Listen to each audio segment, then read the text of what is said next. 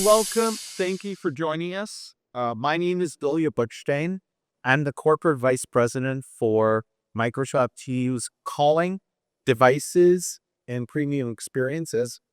I've got the pleasure of introducing this session to all of you, covering us with the content, and I'll be joined by two of my favorite people with the Teams group. Aarthi, who's a fellow corporate vice president, driving much of our engineering, and Pete, who leads all of our product marketing efforts. What we want to do today is cover the innovations and new capabilities that we're bringing to you in Teams, and really put that in a context of what we've been hearing for all of you as your pain points and needs as the world of work and technology evolves around us. And therefore, I wanted to start by having a little bit of a look back at some of the major ways of innovation and disruption that have come through technology into the workplace. My career at Microsoft started, as someone put just yesterday, in the late 1900s. That was not fun to hear. But it started in what Bill Gates coined as the digital decade, when we saw data rapidly shift from analog to digital, and work processes, workflows, therefore also rapidly become digital with the democratization of compute. So within that world, personal productivity was key. Having a computer that let you take all of the things you used to do, frankly, on paper, and now do them in spreadsheets, word processors, presentation software. That drove the deployment of technology that many of you manage and the adoption of technology by everyone at work. Maybe even more interesting to some of you in this audience was the next wave, where all of those computers became connected, and communications and collaboration were the next workflows to move to digital forms. So with the move to VoIP, where calls, eventually meetings, all became something that we thought of as digital and as having artifacts that we could work with over time. Most recently, we then saw that world of connected computers with digital collaboration become both more personal, as what used to be a computer that took up the space of a room was then on the desk and finally ended up being something we all carried in our pocket. And all of those devices connected to effectively infinite computing power in the cloud. So this brought a new wave of change and innovation to workplaces, where all of workplace systems could be hosted now in the cloud and available from anywhere at any time.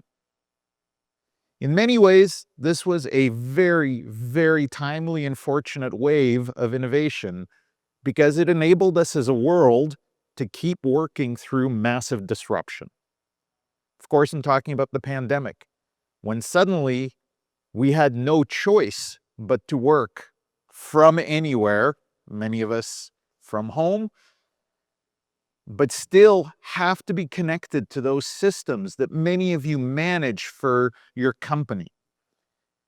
So many customers that I talked to overnight had to go from established processes of getting together face-to-face to being able to run their entire company remotely. An airline that I spoke with literally had to rethink how they do everything from their executive meetings to their scheduling. And luckily, technology kept up and enabled this world of flexible work.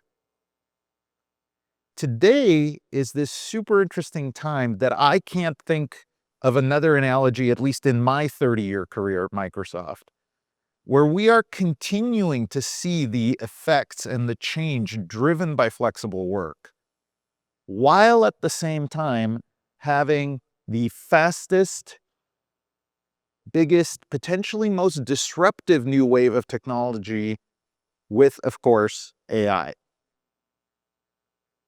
Super interesting time to be in our field where we see the way people work change, the way technology does work for us change, and as a result, the companies we work for can reimagine how and where we all work.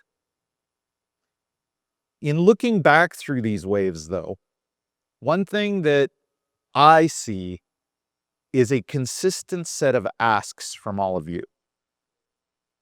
Whether it is mobile computing, the cloud, flexible work, or AI, very consistently, our customers have told us that to be adopted, technology has to be secure.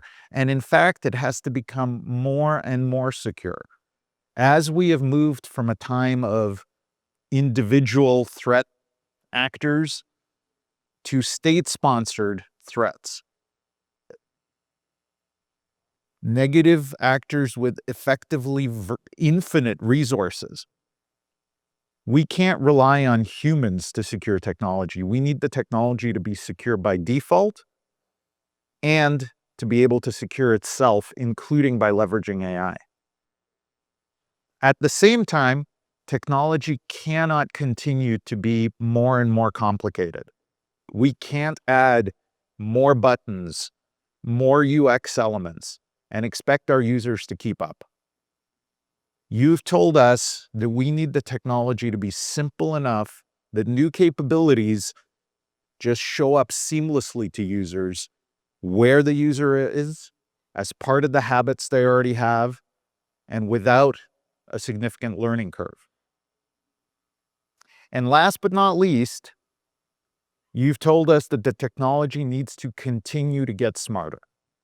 I don't think I have to emphasize this point. You heard a lot about it in Jeff's keynote. AI gives us this unique opportunity to relook at everything in our daily lives and reimagine it, driven by AI, as a smarter, more simple, more productive process. These are the three pillars that underline everything we do in Teams. We seek to make Teams the most simple, secure, and smartest communication and collaboration platform in the world. And thanks to many of you, I can honestly say that it is now the most used communication and collaboration platform. So I do want to start by saying thank you to the companies whose logos you see on the slide, and of course to all of you for betting on Microsoft 365 and betting on Teams and giving us the feedback we need to continue to make Teams better and better.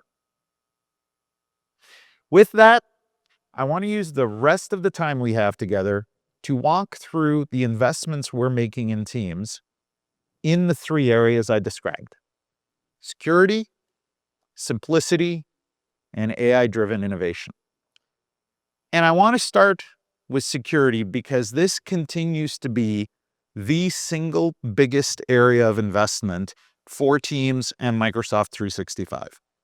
We spend more resources on fundamentals and security than anything else because we know this comes first. It doesn't matter what capabilities we deliver if you can't trust the technology enough to bring it to the hands of your users. So, we also know that the types of threats that your users face continue to evolve. With so many folks living in Teams, some of these attack vectors have shifted from the browser, from email, to that collaboration and communication surface. So we're working to deliver a comprehensive set of protections in Teams, and I'm very honored and privileged to be able to tell you about some of these latest.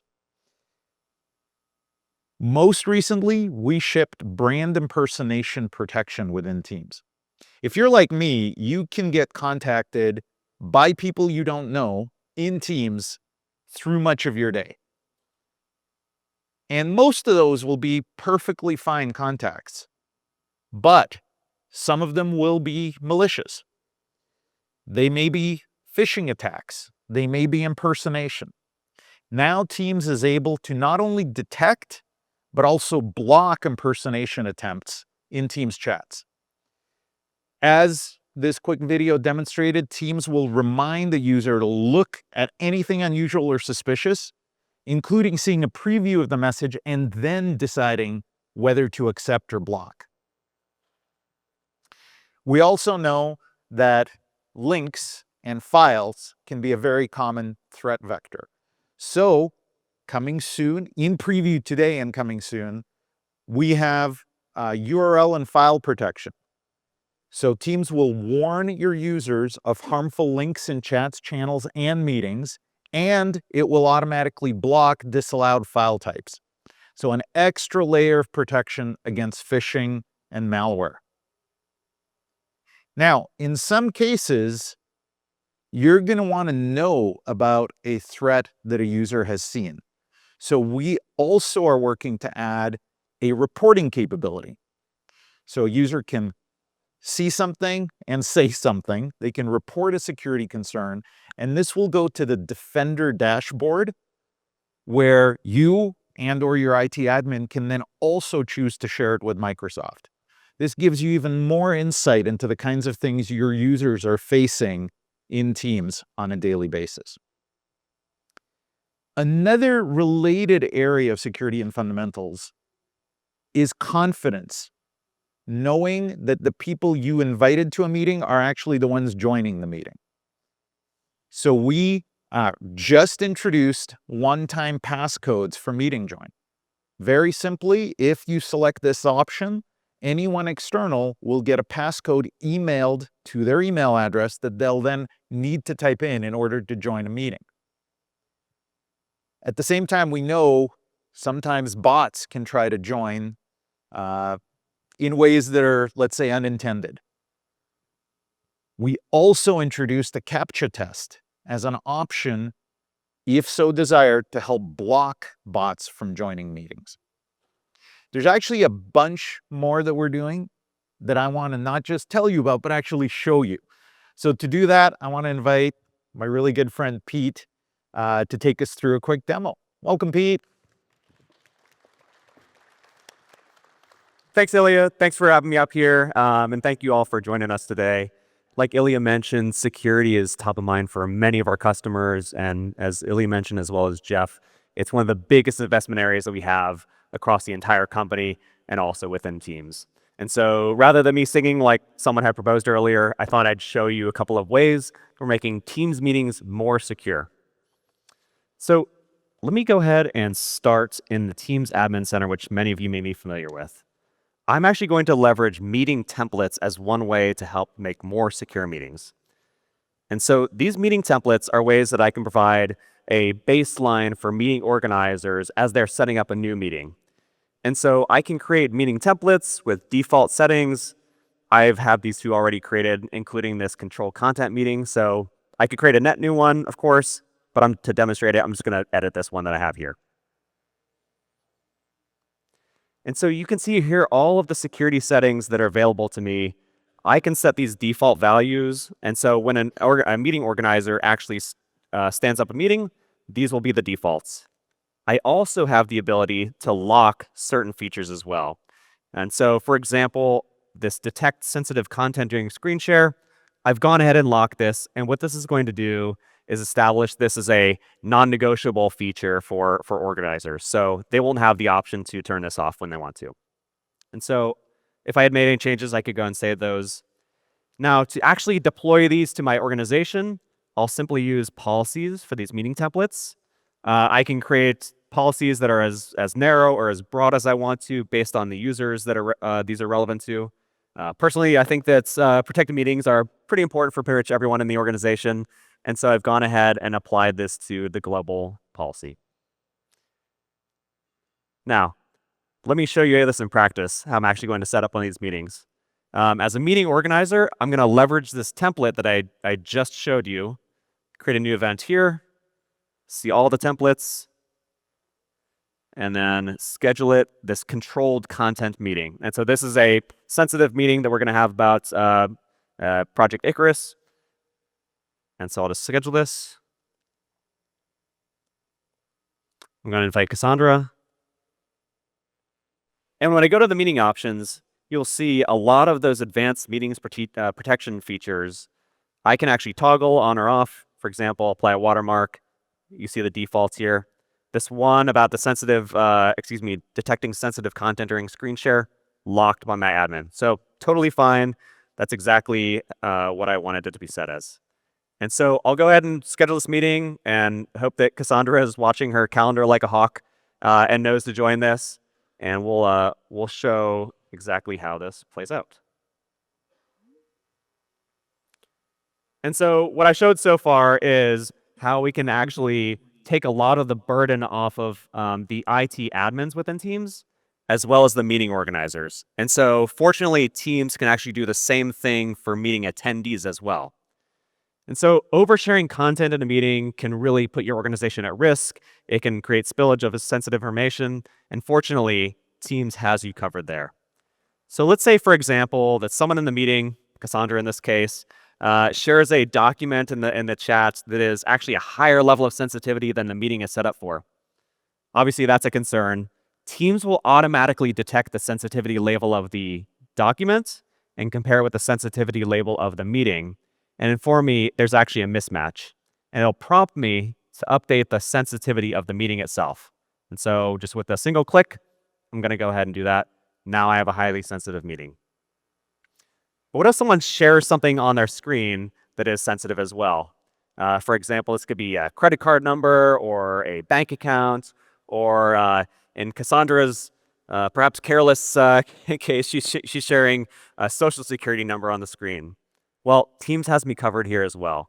And so what it's done here is it's actually notified me that it looks like there's sensitive content that's being shared on the screen. And so this will only go to myself as the meeting organizer, as well as the presenter. And so now I can discreetly send Cassandra a message saying, you should probably take that off the screen. At the same time, she's getting a notification and a prompt. So with a single click, she can share this, she can turn this off and stop sharing this content. So hopefully it shows a couple ways that we're keeping meetings more secure. There's obviously much more that's associated with this. I've really just kind of scratched the surface. But now I'd actually like to welcome Aarthi Natarajan, the Corporate Vice President for Teams Engineering, to the stage to share a little bit about how Teams is built with simplicity in mind.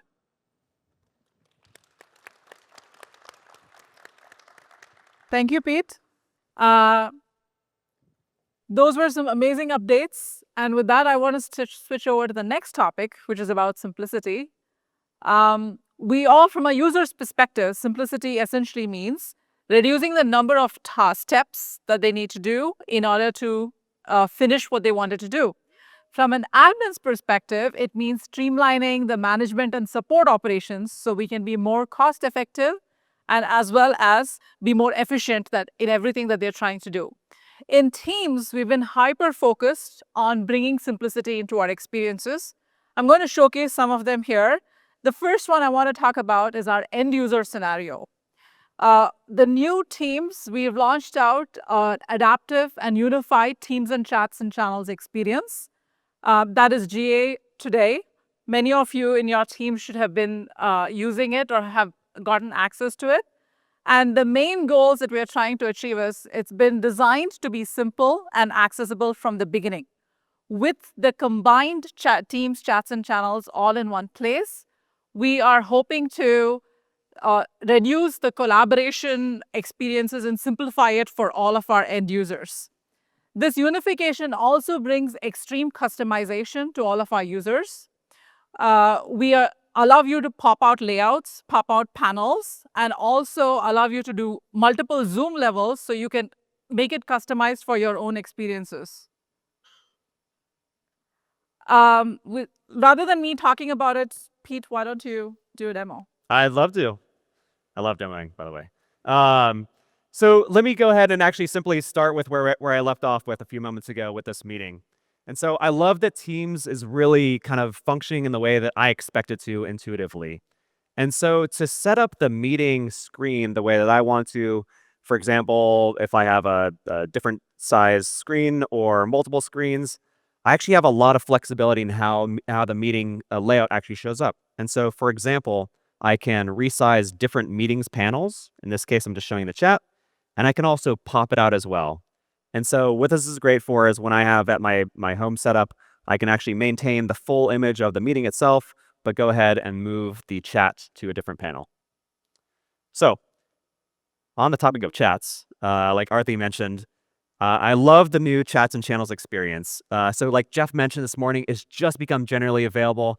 I've had the pleasure of using it for several months, and I gotta say, I'm a fan. So what I love most about it is it's really consolidating a lot of the ways that I communicate into one single location. As we like to say, it's simple by default. It's pulled all of my chats, my teams, my channels, even my meeting chats into one location under chat. So of course, you can maintain this separate if you'd like. If you prefer a separate channel and chat experience, that's totally within your control. Personally, I prefer having all my communications in one spot. The other thing that I love about this is the ability to create custom sections. And so now everything around a specific topic, whether that's a team or my like a project that I'm working on, I can pull it into one coherent place. You can see here, Project 100 is not happening just in chats or just in channels or just in meetings. It's across all of those. And now I've pulled them all into one location. And so I can manage all of this communication right within this Project 100 section. I also have sticky filters as well. And so I can hone in on specific types of content or messages. For example, unread chats. And I have a much shorter list. It's less daunting for me to catch up on. I can just focus on those. And with the new app mention feature as well, I can really quickly focus on exactly the most important and most critical messages that have been sent to me that I need to respond to. But we've really taken this concept of customization and run it across the board. And so with the new feature that is probably familiar with a lot of Windows users, we are allowing within Teams to snap to different window sizes.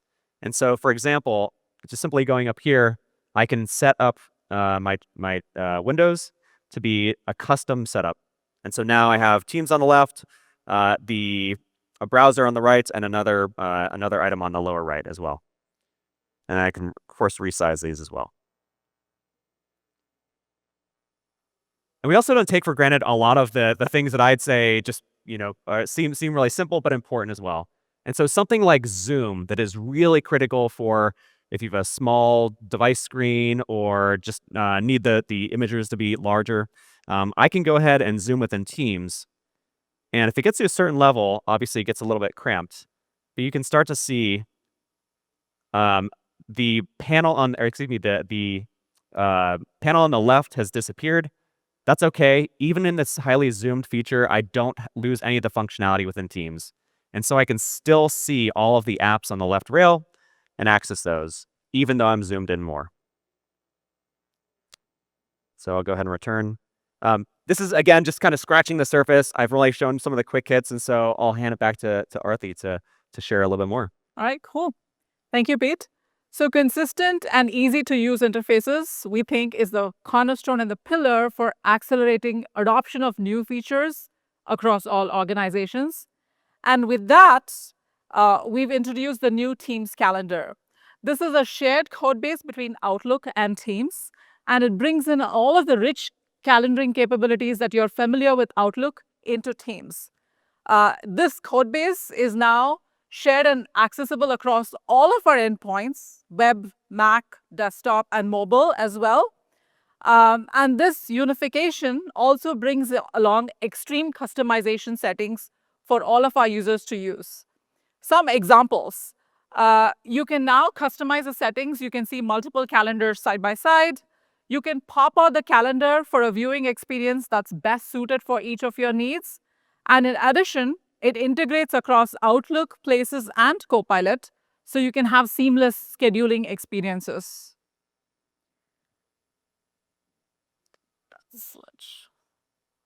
Okay. For those of the small businesses that use Google Workspace for email and your calendaring needs, we've enabled bidirectional sync between Teams and Google Workspace through the Teams admin application. What we've done is enabled automatic sync between accounts between Teams and Google Workspace. You can also do a bulk update of user matching through a CSV file. These capabilities allow you to create meeting in either space, either within Teams or in Outlook, but then now you're able to access it across both surfaces. Hopefully, this reduces the risks of you all missing your meetings. To add on, we know a lot of collaboration just doesn't happen between colleagues. We have a lot of customers in Teams who use Teams to reach their customers. With the introduction of Teams Live Chat, small businesses can now have seamless customer service support right within Teams as well through the website chat integration. The features that it supports include live notification of incoming chats, a conversational management dashboard, and a historical view of all of your customer interactions. You can now easily manage all of your customer conversations in one place and thus enhancing a lot of your customer engagement flows. It's super simple to set up and it's available today for each of you to use in any of your devices. Simplifying deployment, management, and support operations we know is of utmost importance for our Teams customers, especially those IT admins. We understand the importance to our IT admins of having integrated services that really cut down deployment and management costs. Here's an example of the work that we're trying to do here with the Teams Phone extensibility solution. You can now extend Teams Phone PSTN integration with your customer contact center solutions. Developers can embed all of the familiar and secure voice capabilities into their own contact center solutions. We are first starting with a public preview with a Dynamics 365 Customer Contact Center. Dynamics 365 Contact Center infuses AI through almost all of its workflows. It enhances communication channels, intelligent routing of issues and cases, and it also has agent-assisted services and operations. Teams Phone and Dynamics 365 really simplify the deployment, management, and billing of all of your telephony operations. This seamless integration between Teams Phone and Dynamics 365 is made possible through Azure Communication Services. It just allows us to enable robust, scalable, and actually cost-effective solutions. It allows us to maximize the integration between your systems and interoperability for almost all of your colleague needs. I'll share some quick look at the experiences. Imagine that I'm a customer service representative and I'm using the Dynamics 365 Contact Center. From this dashboard, I can pretty much see all of my work items. With the Copilot embedded through the Dynamics 365 experience, you'll have the power of AI at your disposal. Some features that really enhance customer engagement include case studies or case summaries, highlights from previous conversations, and also automated suggestions. You can see how these smart solutions that play into your end-to-end workflow really enhance your customer engagement systems. With Teams Phone integration set up, you can now answer the call directly from this dashboard. Once you've answered the call, you can also see real-time sensitivity labels. You can see a live transcript. You can also interact with Copilot and ask questions and get back answers to help you with your whole engagement with the customer. And of course, if needed, I can also transfer this call to another colleague of mine using Teams. The Teams Phone extensibility is now available to many of our ISVs. We have numerous launch partners, and we just hope this ecosystem to keep growing. We know on the topic of customer engagement, a lot of our customers don't have a traditional contact center or a customer center, call center setup. For all of those, we launched the Queues app last year, where you can manage your call queues and interactions with your customers directly from within Teams. As a supervisor, I can gain valuable insights on the on my call queues through both real-time and historical reporting. I can quickly opt in and opt out agents based on my needs and availability of some of my representatives.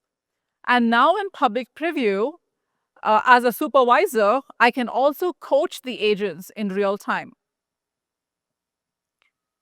Here, as you can see, I have a new team member, Sonia, and as a part of the onboarding process, I can work closely with her to really coach her and guide her to become a more efficient and successful agent.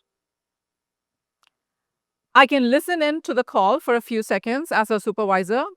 I can choose to whisper and guide and coach Sonia through her customer engagement. What I whisper to her, only she can hear.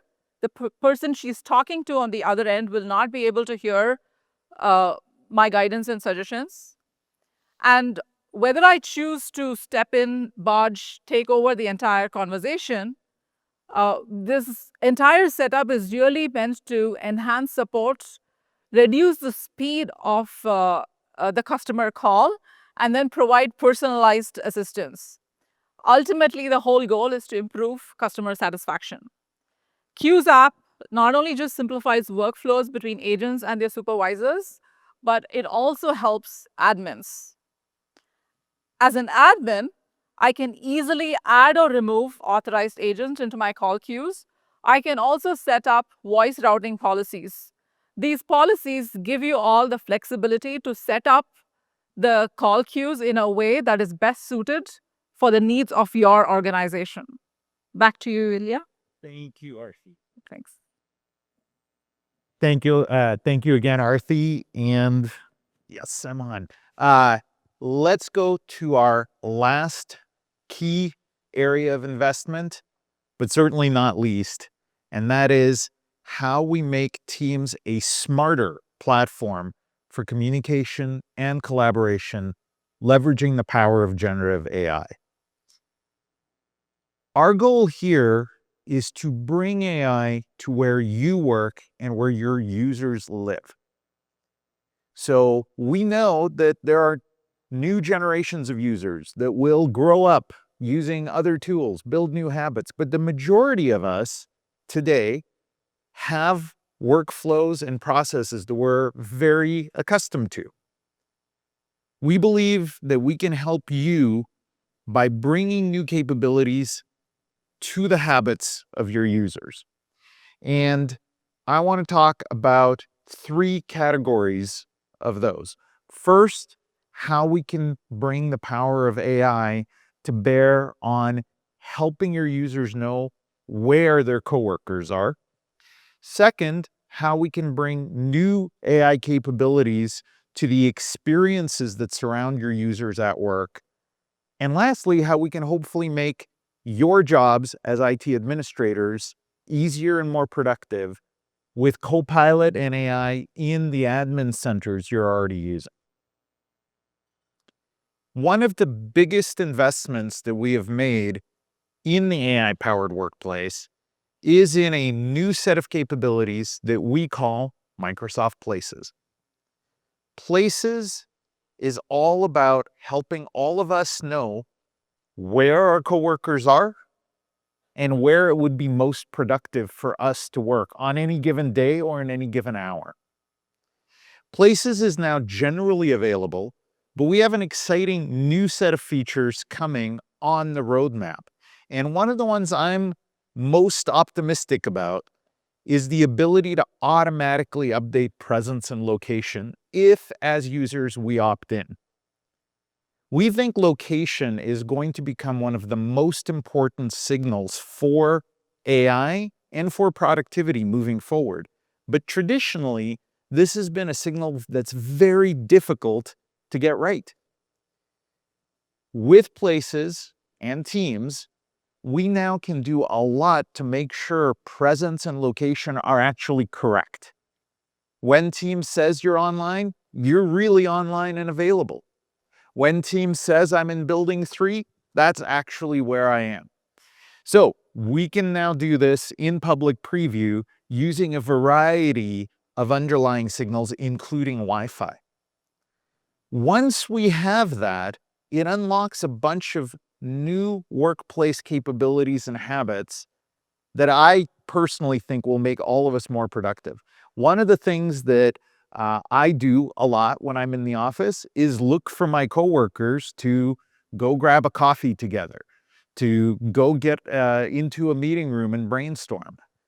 Instead of just chatting all 100 people in my team that happen to be located all over the world, I can now do an at nearby mention and actually chat folks that are physically near me and say, hey, anyone know what the special is in the cafe? Or anyone want to join me for a coffee? Or anyone want to talk about this new review we have coming up?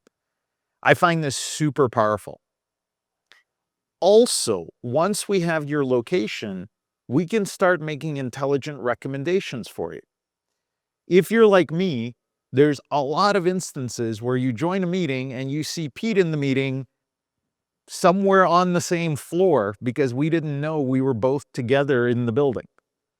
Now we will be able to look ahead at the calendar that Aarthi showed you, see that you've got a meeting coming up with Pete, and let you know that you and Pete are in the same building, and even offer to proactively find a meeting room for you, encouraging that in-person collaboration when you're physically near each other. Also, if you're like me, these days, you will often find a lot of occupied meeting rooms. So when you come up to a room that you're supposed to have a meeting in, you've got a couple of options. You can do the kind of Kramer from Seinfeld barge into the room and see if people will get out. Or better, you can look at the Teams panel outside of the room, and now we can show you that occupancy status even for unscheduled meetings. So we can let you come up to the panel, see that the room is occupied, see when it's going to be available next, and coming soon, we'll be even able to find other rooms nearby that maybe are better for your ad hoc meeting. For rooms that have the intelligence of Teams rooms in them, we will be adding a lot of really exciting AI-powered capability, even for physical offline meetings. I don't know about you, but one of the things I really hate most is as I get older, my memory is not as good. I end up taking a lot of notes. That is not something I actually want to take time to do in meetings. Why not let the eyes and ears and brain of a Teams room do it for you? And that's what we've done with Facilitator on Teams rooms. Facilitator can now take notes for you and automatically share them to anyone that subscribes to those notes after the meeting. Now that we have that capability, we will be delivering a lot more AI-powered features for rooms. Everything from being able to capture the whiteboard and knowing to do that automatically when people step up to a whiteboard, to my favorite, the bane of my existence and my team that works on Teams rooms, the ever-present chair that's blocking the camera at the front of the room. Well, we now have Facilitator able to prompt people in the room to say, I can't see you because there's a chair in the way. Would you mind moving the chair?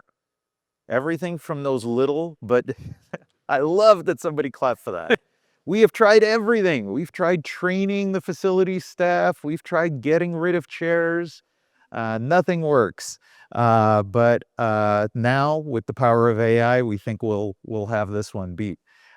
So many more things we can do, from interpretation in the room to helping meetings get started quickly, telling folks when there's more of them than there are chairs because we have the power of vision, and offering to find other rooms.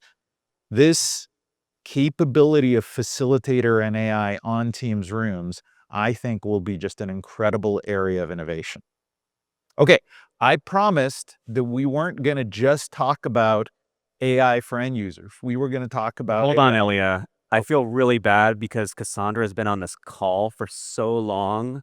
Okay. I feel like I need to really answer. I've been picking on her quite a bit. Okay. And so I would just love to show a little bit of the calls bubble that you talked about on Copilot earlier, Sure. and how that plays out in Teams Phone. And so, yeah, sorry, Cassandra, we've been on hold for an hour. I'll make it up to her somehow. And so I'm gonna go ahead and resume this. And like Ilya mentioned, I don't like taking notes on phone calls. And so that's where Copilot comes into play. And Copilot can work in Teams Phone as well to provide prompts. She's been on hold for so long, I don't even remember what we started talking about. And so I can actually go ahead and ask Copilot to remind me kind of what the context of the conversation was. Is Copilot going to tell you about Cassandra's other secret identity from the keynote? Yeah, maybe. I don't know if sharp-eyed people noticed. Cassandra had a different name in the keynote. She goes by many identities. Yeah, that's definitely not a security concern or anything. But so you can see Cassandra and I, now I remember we started talking about Project Phoenix, of course. And so what's great is, obviously, I love to have these notes as well. But one feature that we've rolled out recently is the ability to use Copilots during a phone call, even if I'm not recording a transcript or recording the meeting, or excuse me, the call, or turning on the transcript. And so you can see here, this is available during the call itself. If you look, I have not turned on recording. I have not turned on transcription. And so this is really important for customers who want to get all the functionality of Copilot, but don't want to have an artifact after the call, which, customers in the financial services or governments often have called out this as a need. Cassandra, I feel really bad. I do need to transfer the calls to someone else, though, even though I've kept you on hold for so long. But don't worry, because I'm going to actually use a new Copilot feature in Teams Phone to conduct a warm transfer. And so I'm going to transfer this call to a I colleague. love this feature. Yeah, this is just amazing. I don't know how many of you have done call transfers. In most systems, they're so complicated. And then if you're on the other end, you get the go ahead and identify yourself. Yeah. Tell me everything you've already told someone else. This avoids all of that. Yeah, it's a lose-lose. And so here you can see this. Cassandra's not going to have to repeat herself. All of the context Copilot has already put into this quick note summary. I can keep it. And then when I transfer the call to Hadar, she will have all of the context of the conversation that Cassandra and I had already about Project Phoenix. And so, again, sorry, Cassandra, but yeah, we'll make it up to you. So, excellent. Thank you. Okay. Now, I really do want to tell all of you some more about AI for you as admins. And I'm actually an admin for my wife's small business. My typical setup is admin dashboard on one side, browser on the other, so that I can go ahead and type in and search for anything I need. And it's really kind of dumb. With the power of AI, we should be able to bring in the world's knowledge and information to where you already are. And that is what we're doing with Teams, with the new client health dashboard, and then with Copilot and Teams Admin Center. So, Pete, take it away. Certainly. So you teed it up great, Ilya. Users rely on Teams for their communications. And so it's absolutely critical that we make sure that it's functioning the way that they need. With this new Teams Client Health dashboard, you can actually monitor and proactively resolve any issues that you're seeing within clients. And so right within the Teams Admin Center, I've navigated to the Teams Client Health dashboard. And so I can see details like which builds are these different clients on. So 55 are on a behind build. 44 are on latest, and it looks like none are just completely outdated. I can see a history of different crashes that have occurred, and then top issues from the recent past. And so now if I go all the way down, I can see all of the health status of different clients, what ring they're in, what build they're on, what platform they're using, how many devices, all sorts of details, so you can really proactively manage the system for yourself. It can even identify different issues that are out there. And so, for example, here's 3, client crashed, there's a launch failure. And not only is it basically telling me that there is some sort of issue, it's giving me a little bit of context and help in resolving this. And so I can even review mitigation plans, and I'll point me right to the documentation so that I know exactly where to go so that I can actually fix this issue for my customers. Now, I'll go one step further and actually show you the Teams Rooms Pro Management portal. Yes. Now, Many of you are already using this to get the latest information and updates on all of your workspace and your device status. Well, now I'm excited to say that you have a new ally, a new AI ally, to help you manage the experience on your behalf. And so with the new AI assistant in the Teams Rooms Pro Management Portal, I can ask questions using normal plain language about any sort of questions I have, status of things. I can enter specific questions that I have, or just use some of the pre-canned configurations or pre-canned prompts. And so, for example, how do I configure autopilot for rooms? I'll go ahead and answer that. Or I'll go ahead and ask the AI assistant that. I don't even necessarily need to know like the proper syntax or anything about how to ask the question, and it'll automatically tell me how to do all this. So wow, that's pretty detailed context and guidance. And you would be surprised at how many of those questions, people just ask on LinkedIn. I tend to look around LinkedIn, Reddit, and some of the most common questions. How do I set up an MTR? How do I set up autopilot? There's no reason why somebody should have to go outside of their tool for those simple questions when we have the power of AI right in the portal. Yeah, especially when the technology is evolving so rapidly, it's hard to stay up. So excellent. Just wanted to show a little bit of that, Ilya, and real live code, but I'll pass back to you. So that was the Client Health Dashboard and Pro Portal. We also have AI coming to Teams Admin Center for broad Teams management. So let me show you just a few of the new capabilities that are in preview and coming. Policy, for example. One of the most common mismatches, let's say, that we hear about is when there are unexpected user experiences that are based on policies that were applied. So why are some meeting participants seeing watermarks and some are not? I can now go ahead in Teams Admin Center and ask Copilot to review the information I provide and let me know when it's found issues around, in this case, mismatched policies, so watermark shared content not being set. And Copilot will also tell me, of course, how to fix it, how to set the right policy. And I can go ahead and search for answers right in the Admin Center. So if I then want to follow up and say, hey, let me take a look at how many meeting policies have recording disabled, I don't need to go out to a browser and figure out how to use the UX for that. I can just ask Copilot for the answer and make my decisions based on what it comes back. Also, another common area that we hear about is knowing what the health of my set of experiences should be. Are there incidents that may be impacting the service? Are there advisories that I should be reading? Copilot brings all of that right to Admin Center proactively so that I can easily see what might be affecting my service quality and go link straight to the service health dashboard as well as those individual advisories so that I can get a full view of the potential impact to my users. Oh, wow. That's great. Love it. So with that, I want to go ahead and wrap up by, again, just saying thank you to all of you. You are all part of our team. That is how we think about all of you as our audience. You're part of our team. The feedback that you give us, the meetings we have with all of you really are what drive our product investments, our prioritization decisions. And are there any questions that we can answer for anyone in the room?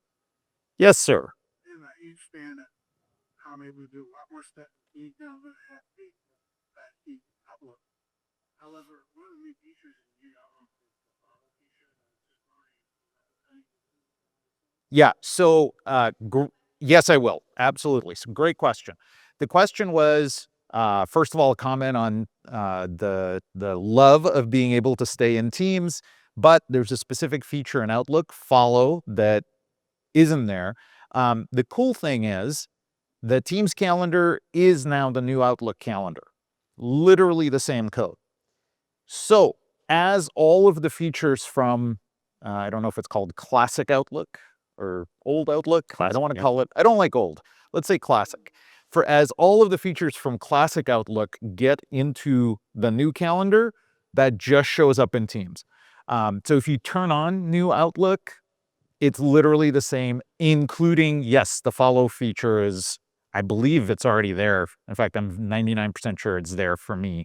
So as the Outlook team adds all those features, now it's one code base, one calendar. I saw, yes, ma'am. If that harder for the spicy shirt in the Yes, so the question is one of my favorite, what SKU do I buy to get the stuff that I showed you? And very specifically, that was for facilitator. I think you meant on Teams rooms. Yeah, so the short answer is our marketing friends here are still working on it. I get the punt to Pete. We have not yet announced how facilitator on Teams rooms will be licensed. I have my view on it, but lots of different fun and brilliant people get to weigh in on that. So we will announce that before it gets to GA.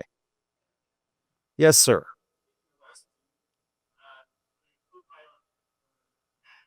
Yes. So the question is, what is needed for Copilot in Teams Admin Center? And that is the M365 Copilot license. Okay. I see how I always look at the marketing folks. Yeah. That's correct. Yes. There's one M365 Copilot license for everybody. Okay. I saw more. Yes, sir. You see what be the end all support it, but that way do the but that Yeah. So the question is, how are we going to be enhancing queues and specifically the queues app in Teams for shared calling and call recording were the two things you called out. So you can set calls to automatically record. We will be adding the feature in the queues UX to see recording of calls that were processed through that queue. And yes, we're working on, in fact, I think it's already done. Queues will support shared calling extensions as well. I think it's already done, but I'll double check. I think Sasha had a hand up. Yes.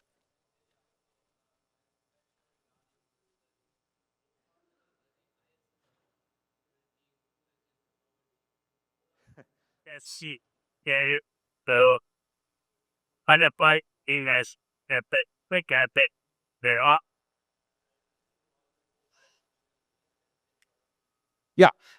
So to repeat the question, it is, surprise, another licensing question. And that is about what Pete showed with the AI assistant in Pro Portal. How is that licensed? We have not announced yet. You'll notice it wasn't called Copilot. We are working through options for that, and we will announce that before GAs. Of course. Yes, sir. Question that I have is about parity between commercial cloud and UC High. Oh, yeah. Yeah, that seems to be kind of a regular frustration for us. We love all of them in features, but I am the admin for and the OSAT, and GCC High does not keep up. Yeah. That's a big problem in our organization. Yeah, so the question for those that couldn't hear is, it was more of a comment of, boy, it is frustrating today to see the delay in capabilities that come in regular cloud to then GCC to GCCH, GCC High.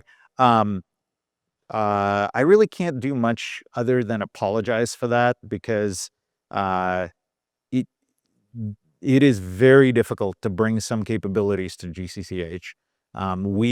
It is a significant investment that we continue to make, but I know specifically for like Teams rooms, we are somewhat limited in how quickly we can do that.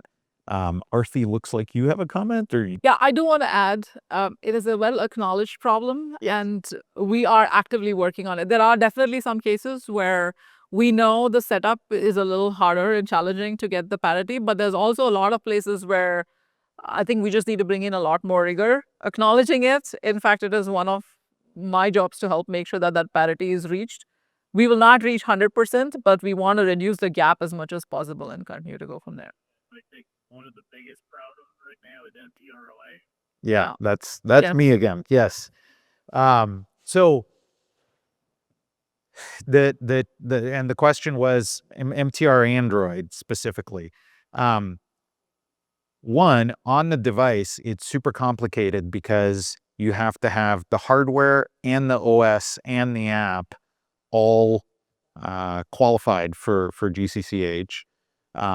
We do think that will get easier when we move to a world where all the devices are running MDEP, the Microsoft version of Android, if you will. And from an admin center perspective, it's made more difficult in terms of some of the requirements for GCCH connected services. So we are working with a couple of specific OEMs who already have hardware that's certified for that environment, and we hope to make more progress in the next year.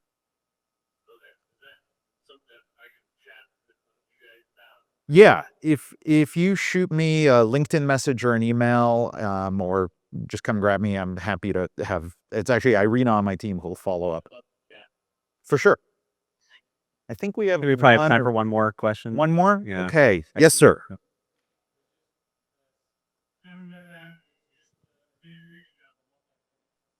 Yes.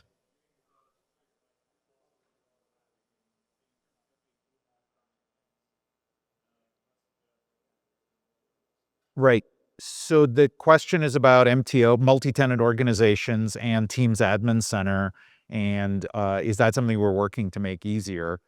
Aarthi, do you want to comment? I mean, the short answer is yes. Yeah. Yes, absolutely. I think there is just a whole series of how we do the federation across these multi-tenant, how we do the setup. There are just features that are planned and how we go and do the adoption.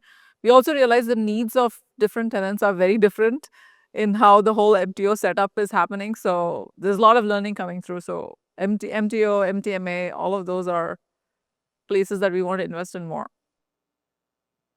Okay. With that, all right. One last question, ma'am. Yes.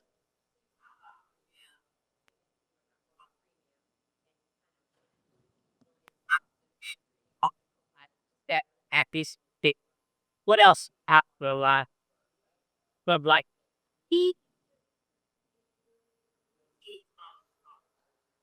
Okay, so the question is Teams Premium. Some of the capabilities from that have moved to Copilot. What's on the roadmap for Teams Premium? Kendra, is there a session on? There is a session that I'm going to direct you to. In the short form, the sort of foundations of Team Premium that we're investing in are more advanced communication. So the things I talked about with call queues, that's all actually part of Teams Premium. Additional sort of B2C communications. Information protection. So a lot of what we talked about are actually Teams Premium features. And then intelligent workplace capabilities with events, webinars, more location capabilities. That's part of Teams Premium. The Teams session page, I'm being told, is aka.ms whack. I have to read all this. M365 con 25 _ Teams. There is a session on Teams Premium. Okay. With that, there's one more. Oh, perfect. We have, there you are. Yeah, so we have someone here who leads engineering for a lot of Teams Premium who would love to chat with you. Sorry, I couldn't see you, man. Thank you. Thank you so much. Really appreciate your time. Thank you. Thank you.